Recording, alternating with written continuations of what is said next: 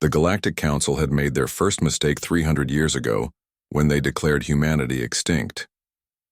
Their second mistake was believing it. Admiral Lyra Chen stood on the bridge of the Lazarus, watching the sprawling capital world of Zenthari Prime grow larger in the viewscreen. Behind her, 1,000 ships hung in the void like tombstones against the stars, each one crewed by humans who should have been dead, bearing scars that should have been fatal, carrying weapons that should have been impossible. "Ma'am," her communications officer called out, his voice carrying the hollow rasp that marked all of their kind now. "The Zenthari fleet is moving to intercept. 12 dreadnoughts, 47 cruisers." Lyra smiled, and the expression was terrible on her pale, battle-scarred face. "Tell them the dead have come home." The Zenthari had been humanity's greatest allies once, before the Plague Wars. When the synthetic virus had swept through human space, liquefying organs and burning through DNA like acid, the Council had watched from their quarantine barriers. They had watched as Earth went silent, as the colonies fell dark, as the great human fleet simply stopped. What they hadn't seen was the research station hidden in the void between, that lightless gap between spiral arms where no sane species ventured. They hadn't seen Dr. Sarah Martinez working with the desperation of the damned, splicing alien genetics with human determination, rebuilding what the plague had destroyed with borrowed biology and sheer bloody-minded refusal to die. "Zenthari flagship is hailing us," the communications officer reported. "Put them through." The viewscreen shimmered, revealing Chancellor Vexithera's familiar scaled features. The Zenthari leader's eyes widened as she took in Lyra's appearance. The too pale skin, the eyes that reflected light like a predator's, the way she moved with fluid grace that wasn't quite human anymore. "This is impossible," Vexithera breathed. "The scans confirmed it. No human survivors. Your species is extinct." "Death," Lyra said conversationally, "is a matter of perspective."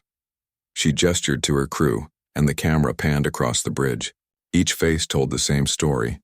Humans rebuilt with borrowed parts, enhanced with desperate science, carrying within themselves the genetic gifts of a dozen species. The plague had tried to destroy them, but they had become something the plague couldn't touch. "We died," Lyra continued, her voice carrying across the comm channels to the entire Zenthari fleet. "Every last one of us. But death, it turns out, is temporary for a species stubborn enough to refuse it." The Zenthari fleet began powering weapons. Lyra had expected this. "You betrayed us," she said, her tone never shifting from that terrible calm. "When we needed allies, you gave us quarantine. When we begged for help, you gave us silence. When we offered to share the cure we developed in our dying moments, you chose to let the Council declare us extinct, rather than acknowledge what we had become." "Your abominations," Vexthera spat. "The Council was right to—" "The Council," Lyra interrupted, "made a third mistake." The space around the Zenthari fleet suddenly filled with ships. Not the 1,000 that had been visible before, but millions.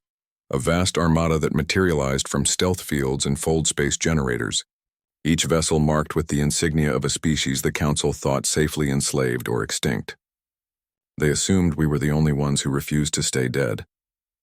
The Vorthak had been glassed by the Council 70 years ago for refusing tribute.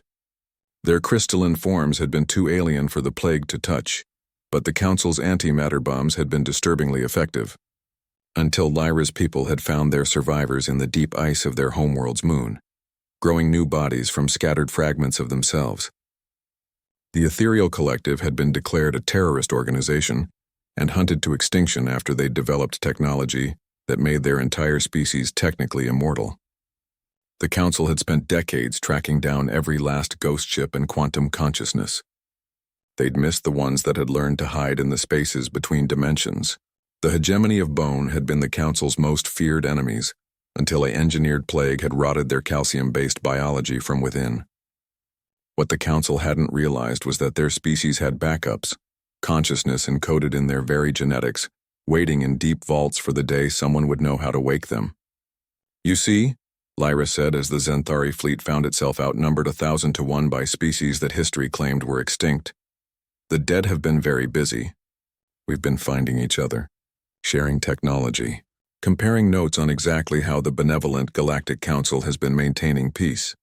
The first Zenthari ship tried to run. It made it exactly 3 kilometers before Vorthak crystal ships materialized around it, their weaponized gravity wells turning the fleeing vessel into a brief, brilliant star. "Ma'am," the tactical officer reported, "the Zenthari fleet is requesting permission to surrender." Lyra studied the view screen, where Vexithara's expression had shifted from arrogance to terror. In the background, alarms wailed as her crew reported the impossible readings filling their sensors. "Tell them," Lyra said quietly, "that the Forgotten Queen has come to reclaim her throne, and she's brought friends." The Lazarus moved forward, leading an armada of the resurrected dead toward Zenthari Prime. Behind them, the space where the Council thought they had built eternal peace began to burn with the light of species that had learned the universe's most important lesson. Death was just another problem to solve. And humanity had always been very, very good at solving problems. The transmission cut out, leaving the Zenthari fleet alone with their terror and the growing realization that the galaxy's new queens were not in a forgiving mood. After all, the dead remembered everything.